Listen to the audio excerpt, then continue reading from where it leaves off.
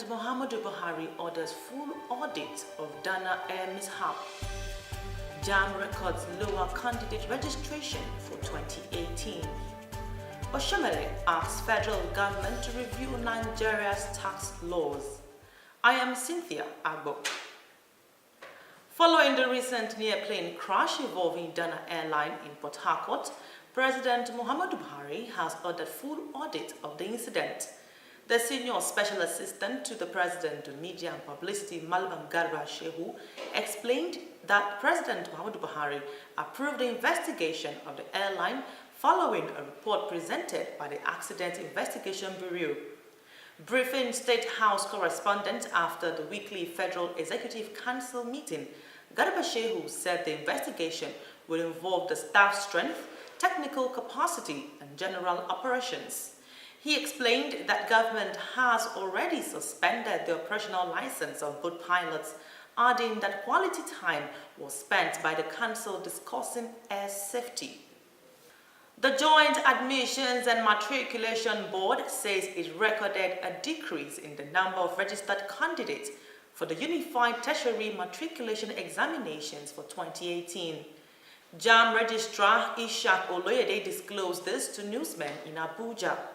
According to him, a total number of 1,662,762 registered for the 2018 UTME within a period of 2 months. He explained that the decrease of 3.2 was largely as a result of measures put in place by the board to forestall multiple registrations and other unwholesome practices by candidates. Oloyede also noted that a total of 362 visually impaired candidates registered for the 2018 examination as against the 201 candidates of 2017. He said the board will continue to provide all necessary support and logistics to the physically challenged candidates in order to encourage them to attain their pursuits for knowledge. Former Edo Governor Mr. Oshiomole has called for a review of the Nigeria's tax laws for an effective tax administration. Oshiomole, also a former President Nigeria Labour Congress NLC, made the call at the 26th Convocation Lecture of the Lagos State Polytechnic, Ikorodu, Lagos State. He said the federal government must put necessary machinery in place to ensure that those who are expected to pay tax do so, as and when due, for improving infrastructural development of the country. Oshiomole regretted that the only group of people who pay tax regularly are salary earners whose taxes were deducted at source. The former governor expressed disappointment that millions of taxable adults had devised means of evading tax. Meanwhile, the federal government will, from the 1st of April, start the prosecution of tax defaulters who fail to take advantage of the 9-month amnesty window provided by Voluntary Asset and Income Declaration Scheme. Finance Minister Kemi Adeosun stated in Abuja that the government was aware of the slow nature of the judicial system and would be setting up special courts to fast-track the adjudication of tax-related offences under the VAIDS initiative. VAIDS offers a grace period from July 1, 2017 to March 31, 2018 for tax defaulters to voluntarily pay back to government what they owe. The finance minister further revealed that through the data mining program being implemented under the Project Lighthouse initiative, over 130,000 high-profile individuals had been identified for scrutiny, stating that upon the expiry of the March 31st deadline, the federal government would go after those high-profile individuals. There has been pressure on the presidency in the last few days by some former governors, top politicians, high-profile individuals, business owners, and professional bodies, amongst others, to extend the scheme. But the minister stated that the government would not extend the tax amnesty program. After the break, power crisis to worsen as generating companies sue federal government.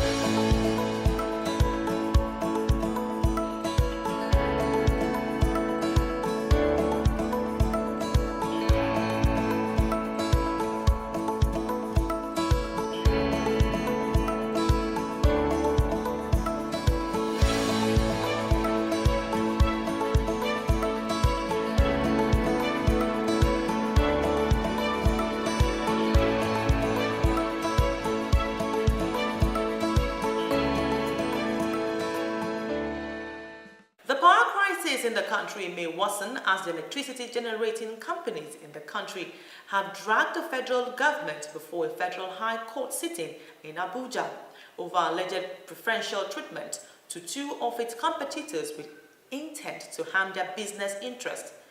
The GENCOs, which said members were on the verge of collapse over debt in excess of 1 trillion naira, currently generate 80% of the power consumed in Nigeria. They accused the federal government of giving preferential treatment to Azura Power West Africa Limited and Akugas Limited to the detriment of the Nigerian electricity supply industry and the power sector as a whole. The GENCO stated that they had made huge sacrifices of carrying the excruciating burden of not being paid for electricity generated and sold to the Nigerian bulk electricity trading. The companies also claim to face the threat of business failure as a result of debt owed to banks and other financial institutions. In business, the Bank of Industry has presented a 362 million naira check to the first batch of beneficiaries of the 2 billion naira micro, small and medium-scale enterprises and development fund in Benue State. Speaking during the presentation of the check, the bank's managing director, Olukayode Peter, said that the 38 beneficiaries met the BOI's pre-disbursement conditions. A 2-week entrepreneurship training is to be organized to build capacity for the beneficiaries. And in sports, President Muhammadu Buhari received the World Cup trophy at the presidential villa in Abuja. Former France international Christian Karembeu presented the trophy to Buhari on behalf of the World Football Body at the new banquet hall of the presidential villa. The FIFA delegation was led by the president, Coca-Cola West Africa, Peter Njonjo. Buhari was joined at the event by members of the Federal Executive Council who were at the presidential villa for their weekly meeting. The president also seized the opportunity of the event to host the Chan Super Eagles. He also received the bobsled team which represented the country at the Pyeongchang 2018 Winter Olympic Games in North Korea.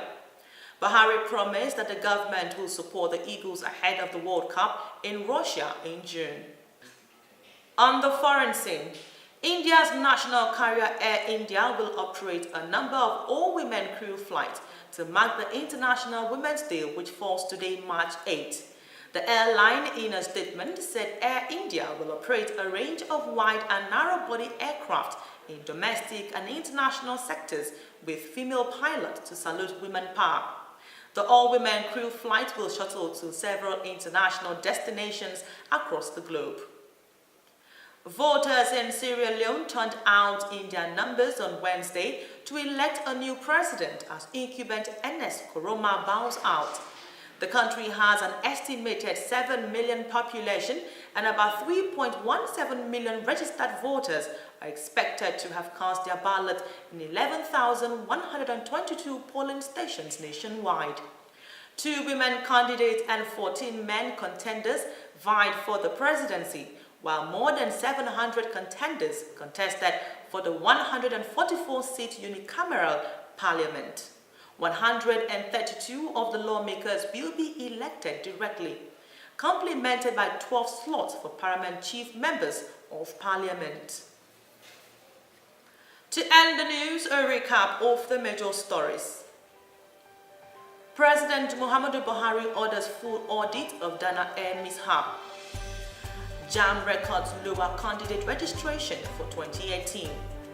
Oshiomole asks federal government to review Nigeria's tax laws. That's the news others are, but before I go, I'll leave you with this thought. To be honest is better than $1 million to your name.